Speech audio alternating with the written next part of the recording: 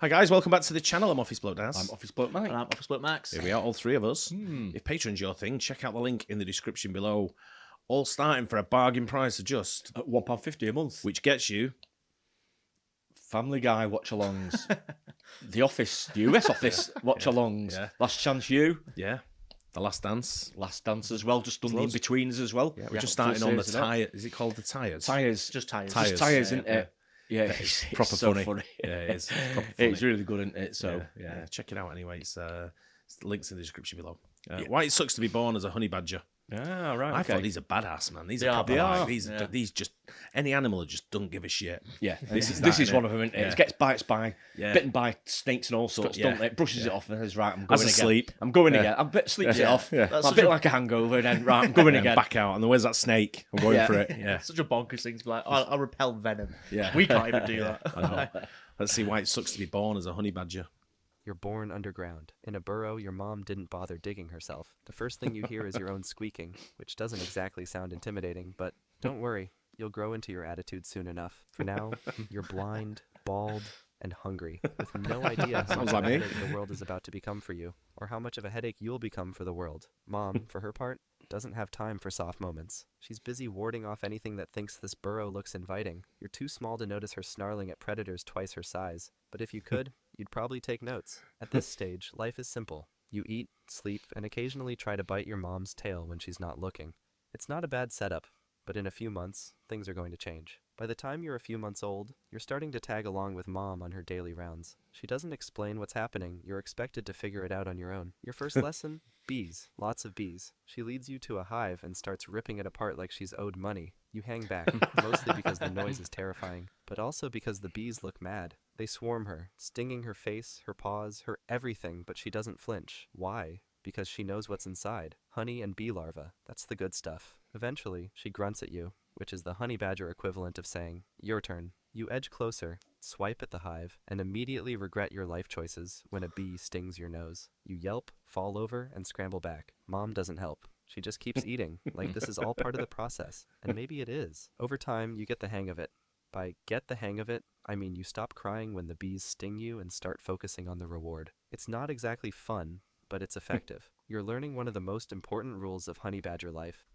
This is a new channel for Yeah. us. Amazing. And I'm loving it already. Yeah, I like it. Hey? It's a good bit of It's like humour in that, there. yeah, isn't yeah, there? the humour's great, yeah. Definitely. It's like, I like it when he put like a picture on there when he says, this isn't exactly fun, and he just shows a Ball drawn pit. on a ball pit. Yeah, great. Pain is temporary. Snacks are forever. By 6 months, you're starting to venture out on your own. Mom still keeps an eye on you, but she's giving you more space to make mistakes. And mistakes, it turns out, are plentiful. Your first attempt at hunting is laughable. You spot a scorpion and decide it looks slow enough to catch. It isn't. It dodges, stings you on the paw, and scuttles away while you roll around in frustration. The sting doesn't kill you.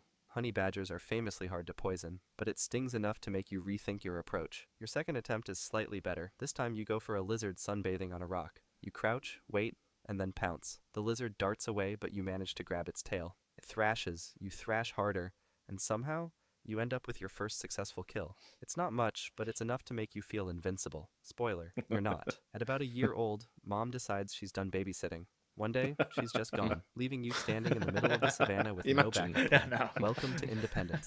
Your first solo days are a mix of wins and disasters. You've learned how to scavenge, so you manage to scrape together meals here and there. Small mammals, eggs, and the occasional insect. But you've also learned the hard way that not every fight is worth picking. A particularly bad run-in with a porcupine leaves you limping for days, your pride as bruised as your paw. Slowly, though, you find your rhythm. You stop charging at everything that moves and start figuring out which prey is worth the effort. Scorpions? Sure. Snakes? Absolutely. They're full of protein and, more importantly, don't scare you. Venom? You laugh at venom. Well, not laugh exactly, but you shrug it off like it's a mild inconvenience. One cobra bite later, and you're snoozing under a tree, letting your immune system handle the details. By 2 years old, you've built a reputation that even the savannah's big players respect. You're not exactly a heavyweight. Most predators outweigh you 10 times over. But what you lack in size, you more than make up for in attitude. Lions, leopards, hyenas, they've all learned one important lesson. Messing with you isn't worth the headache. You might not win every fight, but you don't fight to win. You fight to make it unbearable for everyone involved. Take that time you stumbled upon a leopard guarding a fresh kill. Any sensible animal would have walked away. After all, leopards don't share. You, however, looked at the leopard, then looked at the kill. and decided it was your turn. The leopard growled, low and menacing, like it was daring you to take one step closer. So you did. Then it snarled and lunged forward. You lunged back straight at its face. For a moment, it was a game of chicken, except with claws and teeth. The leopard, clearly unamused, took a swipe at you.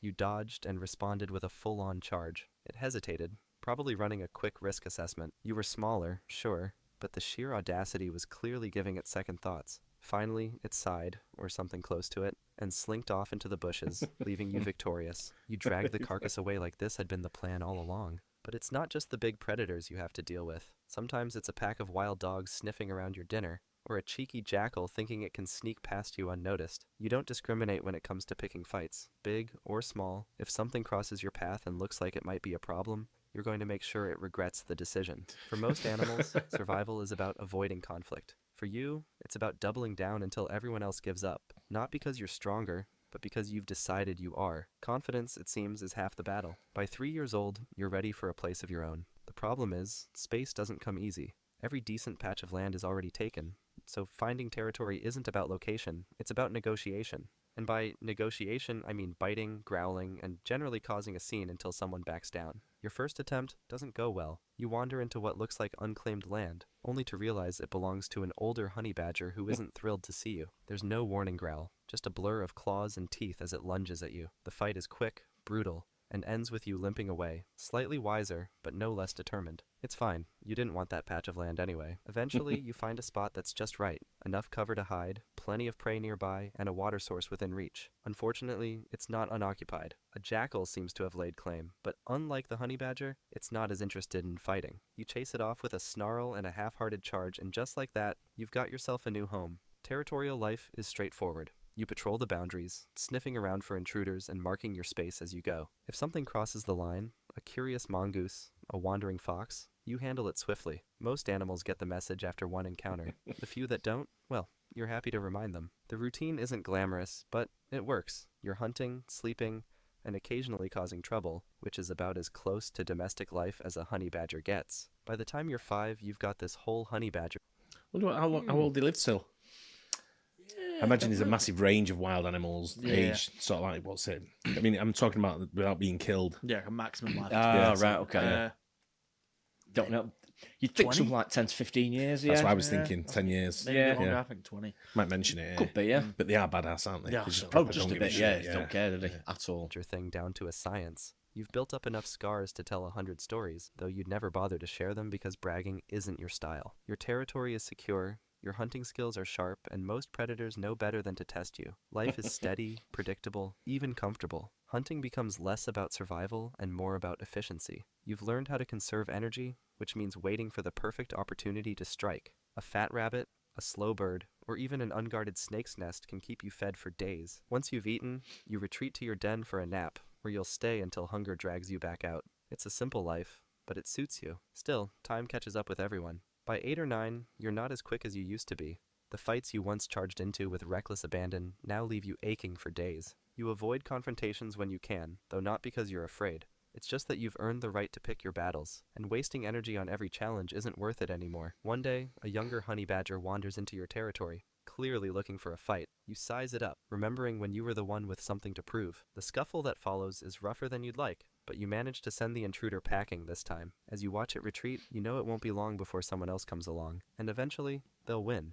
That's just how it goes. The end, when it comes, is quiet. You've spent years fighting, hunting, and carving out your place in the world, but now you're tired. You find a shaded spot under a tree, curl up, and let the savannah carry on without you. There's no fanfare, no grand exit, just a quiet moment of peace. Somewhere out there, another honey badger is starting its own journey. Maybe it's biting its mom's tail for the first time, or maybe it's charging headfirst at something much bigger than itself. It doesn't matter. The cycle continues, just as it always has. You didn't leave a legacy. You didn't need to. For the years you were here, you lived exactly as a honey badger should. Stubborn, fearless, and utterly unstoppable. And that's more than enough.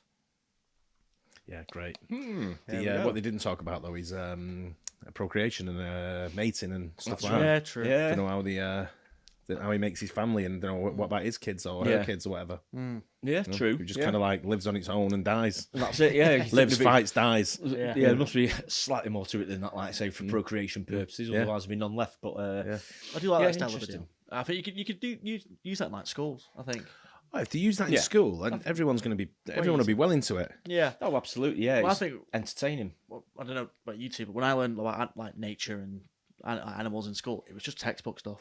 Yeah, Which pretty ain't much go- same, ain't gonna- yeah. Pretty much what we had, We really. had the same, Yeah. yeah. Which reading about it is not as cool as seeing something like that. We'd Even get if the it's- odd, we'd get the odd lesson where they'd wheel a TV and then everyone would be Yeah, like, I had "Whoa, the we're gonna wheel watch the TV. Oh, football." the telly on the big thingy, yeah. Fatback TV. Yeah, it'd be like that PBS like thing would come on, wouldn't it? Like the public service, and you'd be like, "Oh, it's gonna be shite." yeah. this."